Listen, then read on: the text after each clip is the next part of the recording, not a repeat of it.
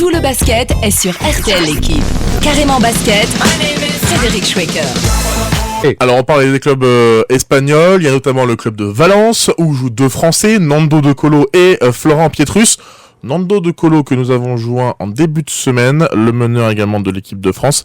Il nous raconte justement, il nous explique dans cet extrait d'interview comment il vit pour lui cette première expérience en Euroleague, lui qui découvre un petit peu cette compétition avec le club de Valence. Oui, voilà, tout à fait. Là, c'est vraiment la grande compétition européenne, donc on rencontre vraiment des équipes très fortes, des joueurs qui le sont également. Et nous, ça se passe très bien vu qu'on s'est qualifié, même si on a eu un début assez difficile. Et on a su se reprendre avec l'arrivée du nouveau coach, donc c'est très bien. Maintenant, il y a le top 16 qui va commencer, donc c'est bien. Vous sentez vraiment la différence entre, par exemple, l'année dernière, l'Eurocoupe que vous avez remporté et l'Euroleague cette année?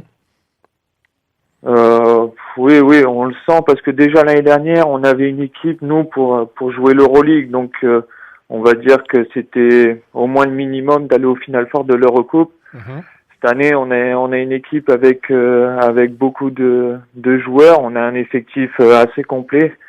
Donc c'est très bien pour nous. Maintenant, on sent quand même que il y a des équipes aussi complètes que nous. Donc on voit que c'est une compétition très très intense. Alors vous l'avez dit, Valence a connu des hauts et des bas durant ce début d'exercice 2010-2011. Avec vous le précisiez, ce changement d'entraîneur. Comment est-ce que vous sentez ce groupe de Valence? Est-ce que c'est une équipe qui peut aller titiller les cadors du championnat espagnol? Est-ce que c'est une équipe qui peut se qualifier, pourquoi pas, pour les quarts de finale de l'Euroleague? Ouais, voilà, on a eu du mal en début d'année. Je pense qu'il nous manquait quelqu'un pour gérer notre équipe, vu que l'effectif il a pas changé. On savait qu'on avait de très bons joueurs dans notre équipe. Après, il fallait quelqu'un qui puisse nous faire jouer ensemble. Avec l'arrivée du nouveau coach, c'est ce qui est arrivé. Il a insisté plus sur tous les petits détails qui font qu'on puisse aller de l'avant, et voilà, ça nous a fait du bien.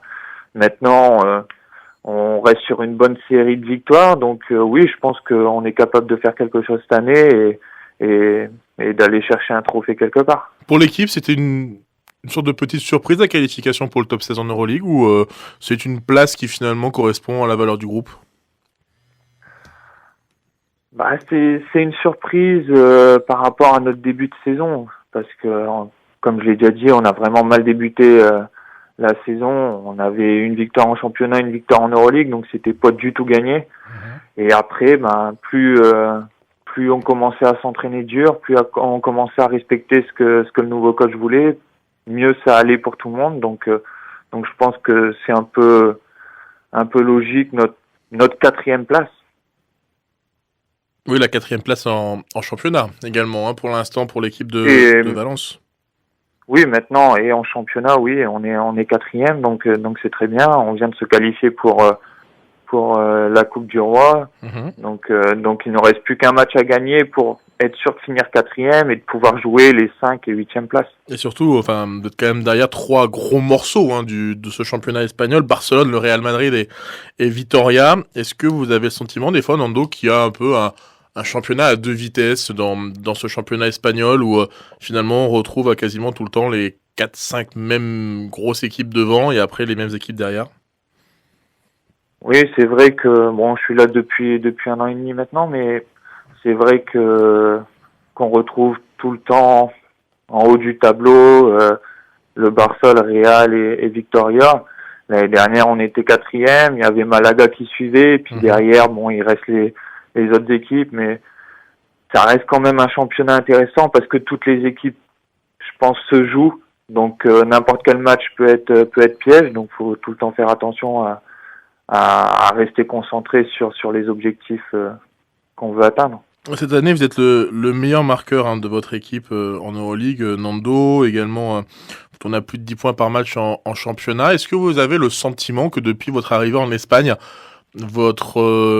votre jeu a changé, votre QI basket a augmenté avec cette expérience dans le meilleur championnat européen? Oui, c'est sûr qu'on peut faire que progresser dans le championnat, vu qu'il y a vraiment des grosses équipes on joue des grosses équipes tous les week-ends. Il y a des gros joueurs en face de nous, donc ça peut nous faire que progresser. Je pense que l'année dernière, j'ai évolué toute une année sur un poste 1 que j'avais pas forcément évolué au cours de ma carrière à Cholet. Donc ça m'a fait progresser là-dessus. Cette année, j'évolue plus sur les deux postes. Je pense que j'ai évolué aussi sur ma défense cette année, donc c'est très intéressant. Je continue comme ça et je continue de travailler dur. Et quel est justement le discours de votre coach par rapport à votre rendement au sein de l'effectif? On rappelle quand même que vous êtes notamment en Euroleague, vous êtes 6e homme, hein, vous êtes remplaçant. Oui, et puis même en championnat, depuis le début de l'année, ça se passe comme ça. Personnellement, moi, ça me dérange pas. Être dans le 5 majeur ou rentrer en tant que 6e homme, ça me dérange pas. Maintenant, voilà, moi, je fais ce que je sais faire sur le terrain. Je fais mon maximum pour apporter à l'équipe et voilà, comme j'ai toujours fait.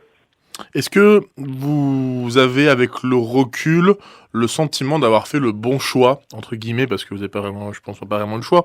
Est-ce que vous n'avez pas de regret par rapport au fait d'être allé en Espagne plutôt que d'avoir intégré directement la NBA après votre draft par San Antonio? Non, pas du tout. Je pense que ça a été vraiment un bon choix pour moi. Surtout parce que aussi San Antonio sont en relation avec Valence et je garde des contacts avec eux. Mais ils suivent vos performances, le staff des Spurs? Oui, ils suivent et puis je suis toujours en contact avec eux, donc c'est intéressant. Ça montre qu'ils ont de l'intérêt pour moi. Maintenant, après la draft, je savais que San Antonio préférait d'abord gérer leur équipe pour l'année prochaine avant de s'intéresser aux rookies. Donc, je préférais d'abord aller en Europe et puis après, on va voir comment ça se passe. Quand vous dites que vous êtes en relation avec eux, qu'est-ce qu'ils vous disent justement sur votre rendement à Valence? Ils sont satisfaits de vos performances? Oui, ils sont satisfaits. Après, ils sont là aussi pour me donner quelques conseils sur des points à améliorer. Donc c'est toujours bien d'avoir un avis extérieur en plus du club. Nando, cette année 2011, en plus de l'Euroleague, en plus du championnat espagnol, ça va également être une année importante pour l'équipe de France. Ce sera au mois de août et septembre prochain avec cet Euro qui se dessine en Lituanie. Désormais, maintenant que Vincent Collet n'est plus l'entraîneur de l'ASVEL et a donc plus de temps pour se déplacer voir les joueurs, est-ce que vous avez déjà pris rendez-vous avec lui pour qu'il vienne vous voir à Valence? Non, pas encore. J'ai pas eu spécialement de nouvelles de Vincent, donc voilà, on verra d'ici là. Vous les attendez quand même, j'imagine, ces nouvelles du sélectionneur des Bleus? Oui, bien sûr, on les attend comme tout le monde.